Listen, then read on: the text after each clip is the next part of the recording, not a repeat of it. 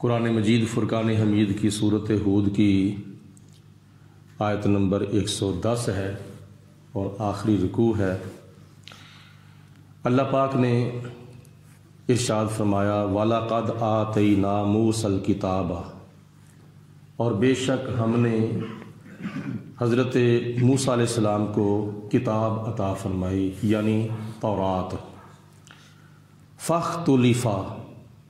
تو اس کے بارے میں بھی اختلاف کیا گیا۔ جس طرح نبی پاک علیہ الصلوۃ والسلام کو اللہ تعالیٰ نے قرآن عطا فرمایا تو مکی شریف کے اندر بعض نے قرآن پاک کا اقرار کیا اور بعض نے قرآن پاک کا انکار کر دیا۔ اسی طرح حضرت موسیٰ علیہ السلام کے اوپر تورات نازل ہوئی تو اس کا بھی حضرت موسیٰ علیہ السلام کی قوم میں سے کسی نے انکار کر دیا اور کسی نے اقرار کر لیا، تو تورات کے بارے میں بھی اختلاف کیا گیا۔ وَلَوْلَا کَلِمَةٌ سَبَقَتْ مِن رَبِّكَ، اے میرے پیارے رسول علیہ السلام،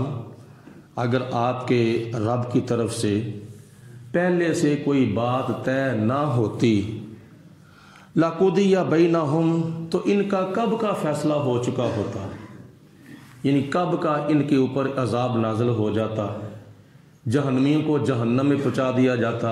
جنتیوں کو جنت میں پہنچا دیا جاتا۔ لیکن اللہ پاک نے ایک بات طے کی ہوئی ہے، وہ یہ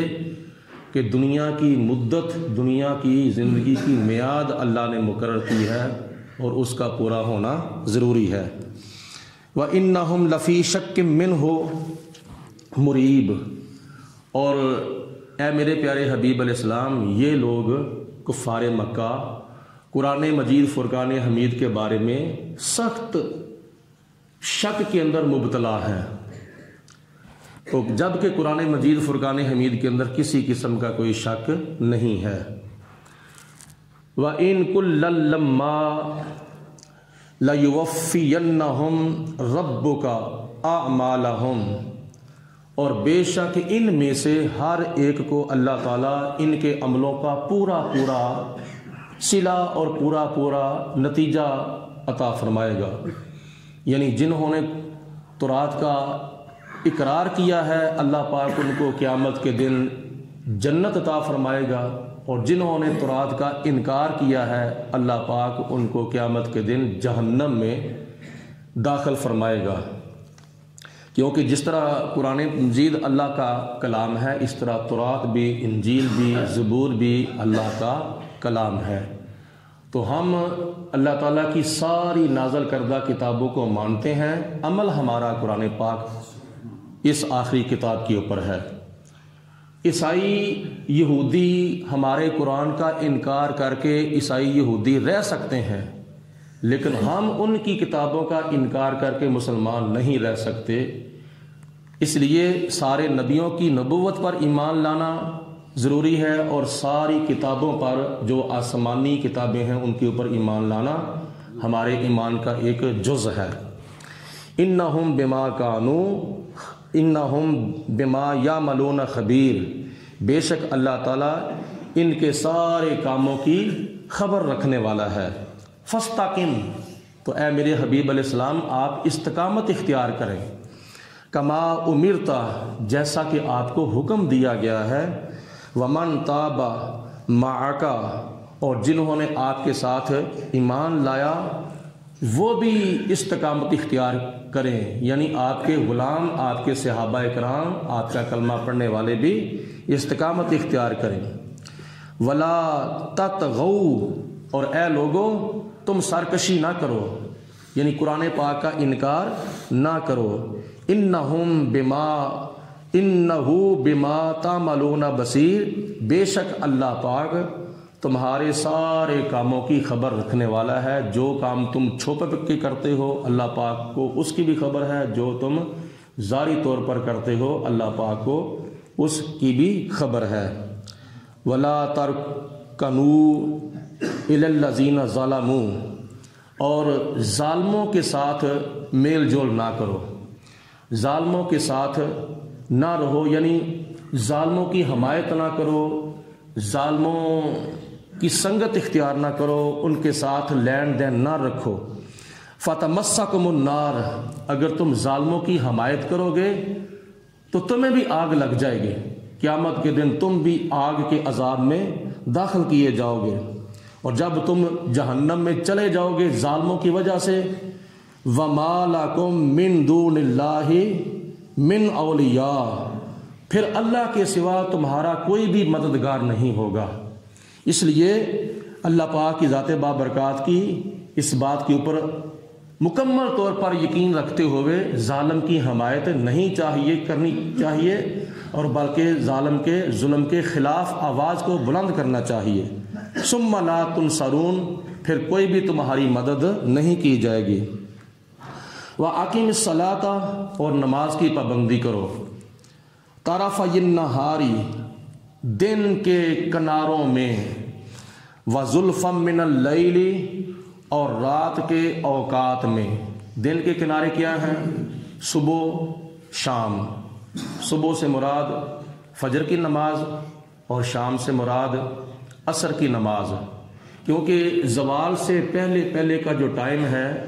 وہ صبح کے ٹائم میں داخل ہے، اور زوال کے بعد کا جو ٹائم ہے وہ شام کے ٹائم میں داخل ہے۔ تو اس سے مراد اللہ پاک کی ذات بابرکات نے فرمایا فجر کی نماز بھی پڑھو، ظہر کی نماز بھی پڑھو، کیونکہ جب سورج طلوع ہوتا ہے صبح کے وقت وہ دن کا ایک کنارہ ہے، اور پھر سیدھا نہیں جاتا، یعنی سورج جو ہے وہ سیدھا نہیں جاتا بلکہ اوپر کو جاتا ہے، اوپر کو جا کے درمیان میں کیا نام ہے جس کو نصف النہار کہتے ہیں، یہ بھی ایک دن کا کنارہ ہے۔ اس سے مراد ظہر کی نماز ہے، اور پھر جب غروب ہوتا ہے، شام کا وقت ہوتا ہے، مغرب کا ٹائم ہوتا ہے، وہ بھی دن کا ایک کنارہ ہے۔ تو اللہ پاک نے اس آیت مبارکہ کے اندر یہ فرمایا کہ فجر کی نماز بھی پڑھو، ظہر کی نماز بھی پڑھو، اور عصر کی نماز بھی ادا کرو۔ آگے بات وَزُلْفًا مِّنَ اللَّيْلِ، اور رات کے اوقات میں، رات سے مراد مغرب کی نماز اور عشاء کی نماز اور وتر کی نماز، یہ 5 نمازیں فرض ہیں اور ایک نماز واجب ہے۔ فجر، ظہر، عصر، مغرب، عشاء، یہ فرض نمازیں ہیں اور فرض عین ہیں، اور عشاء کی نماز کے ساتھ جو وتر کی نماز ہے یہ واجب نماز ہے۔ یہ نماز عشاء کے ساتھ بھی پڑھی جا سکتی ہے اور نماز تہجد کے ساتھ بھی پڑھی جا سکتی ہے، اور اس آیت مبارکہ کے اندر نماز تہجد کی طرف بھی اشارہ ہے، جو کہ نبی پاک علیہ الصلوۃ والسلام کے اوپر فرض تھی اور امت کے لیے نفل ہے۔ ان الحسنات یذہبن السیئات، بے شک جو نیکیاں ہیں وہ برائیوں کو لے جاتی ہیں۔ مطلب یہ ہے کہ جب تم نیکیاں کرتے ہو تو نیکیاں کرنے کی وجہ سے اللہ پاک تمہارے صغیرہ گناہ جو ہے وہ بغیر معافی کے ہی معاف فرما دیتا ہے۔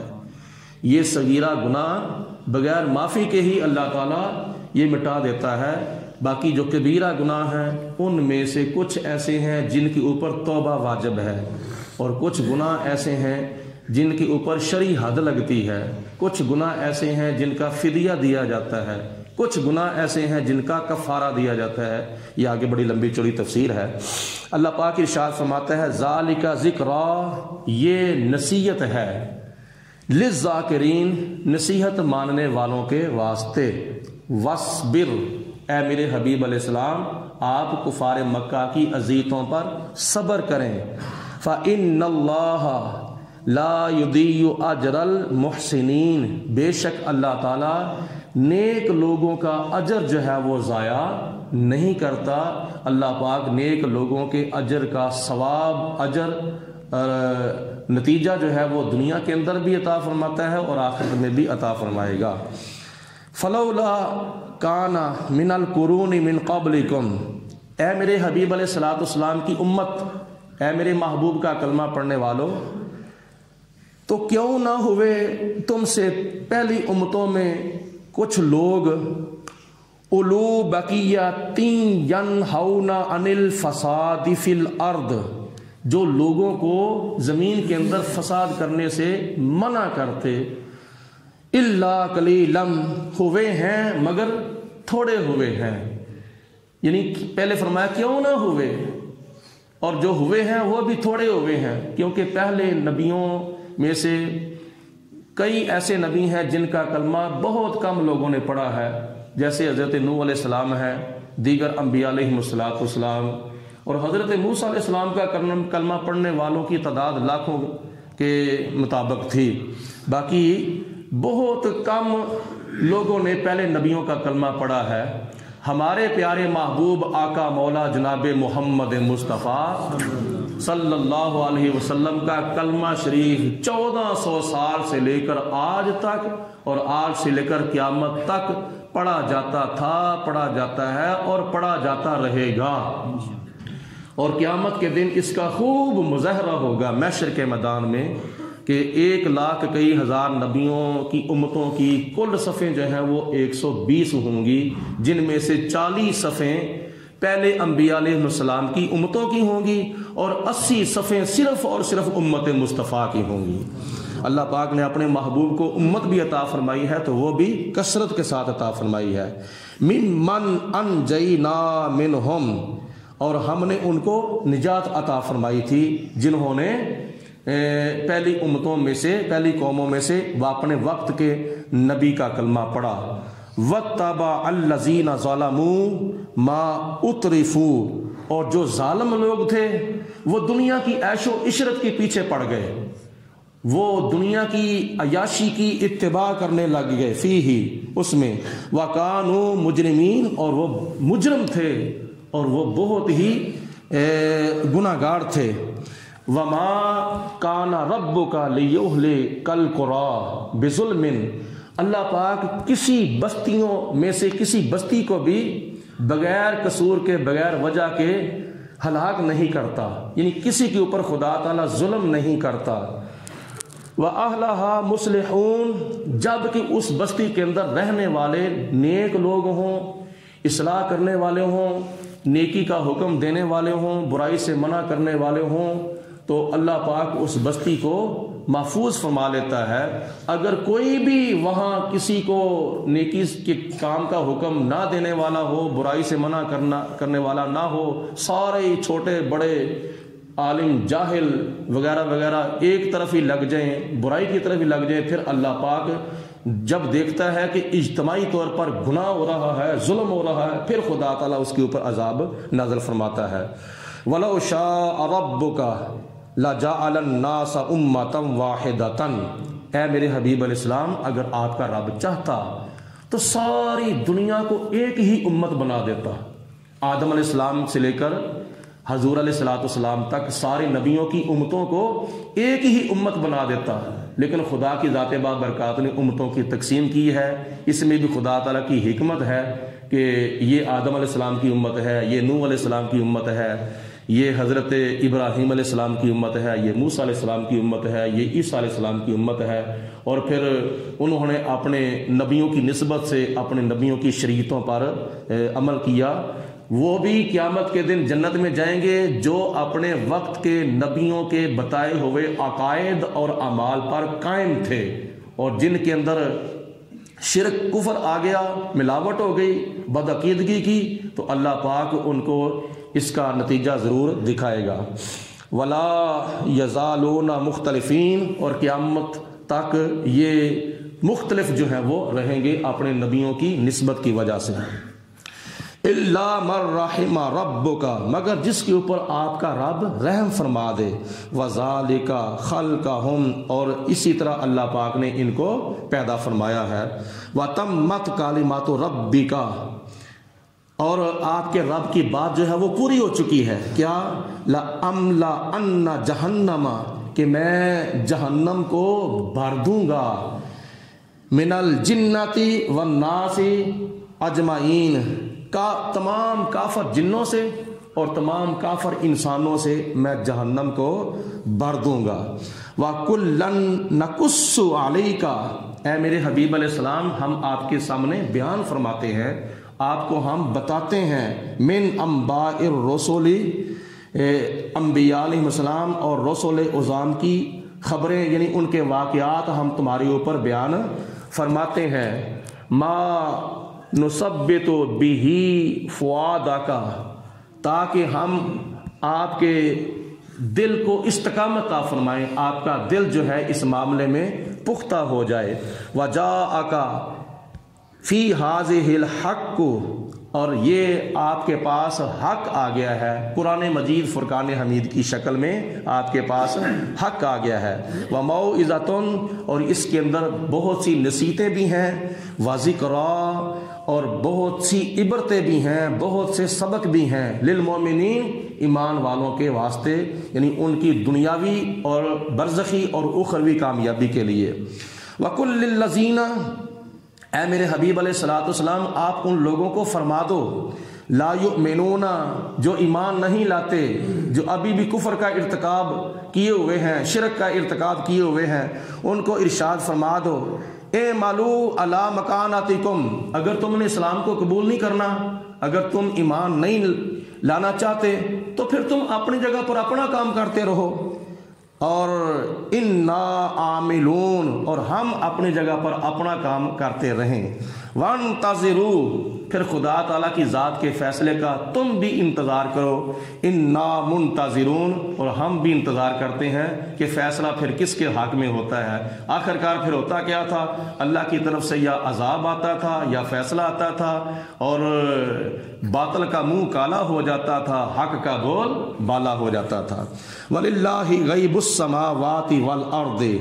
اور ذاتی طور پر اللہ تعالیٰ کی ذات کے لیے ہی ہے آسمانوں کا غیب اور زمین کا غیب۔ وَإِلَيْهِ يُرْجَعُ الْأَمْرُ، اور کُلُّهُ، اور ہر قسم کا کام جو ہے وہ اللہ تعالیٰ کی ذات کی طرف ہی لٹایا جاتا ہے۔ فَاعْبُدُوهُ، تو تم اللہ تعالیٰ کی بندگی کرو، بتوں کی بندگی کو چھوڑ کر، بتوں کی پوجا کو چھوڑ کر اللہ کی ذات کی بندگی کرو۔ وَتَوَكَّلْ عَلَيْهِ، اور اس کی ذات پر بھروسہ رکھو، توکل کرو۔ وما ربک بغافل، اور آپ کا رب بے خبر نہیں ہے، اما تعملون، تمہارے سارے کاموں سے۔ اللہ پاک کی ذات بابرکات کے فضل و کرم سے سورت ہود آج مکمل ہو چکی ہے، اور کل انشاءاللہ تعالی سورت یوسف کا آغاز کیا جائے گا۔ اللہ پاک ہم سب کو قرآن مجید فرقان حمید کے فیوز و برکات سے مالا مال ہونے کی توفیق عطا فرمائے۔